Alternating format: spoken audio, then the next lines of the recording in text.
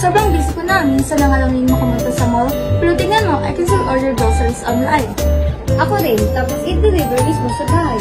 Kahit madaling araw, pwede ako mag-shopping kung kailan ko gusto. Oo nga, sobrang accessible na online shopping. It helps a lot. Look at this, Salido. Sa site na ito, ang presyo ng headphones na hinahanap ko. Wow, so many choices pa. Right ka na. Sa online shopping, madali kang makakapag-compare ng presyo at produkto. Hoy, wrong move!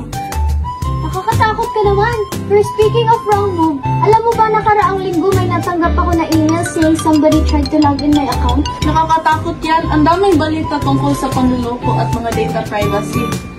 Do you have a two-factor authentication ba?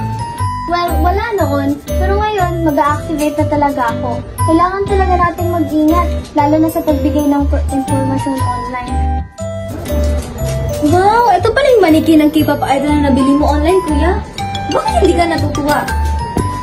Iba talaga sa picture. I've tried to return it, pero ang hirap ng proseso. Oo. Minsan talaga nakakalito yung returns. Minsan nga, hindi na talaga sulit.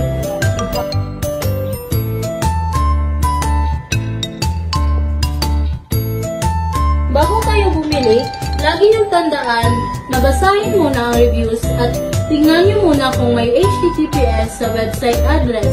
Tama yan. Tinitignan ko rin kung may badge trusted seller ba. At huwag kalimutan gumamit ng malalakas na password at iwasan ang public Wi-Fi habang hindi online. Eksakto! Kahit simpleng pag-iingat makakaiwas sa malaking problema.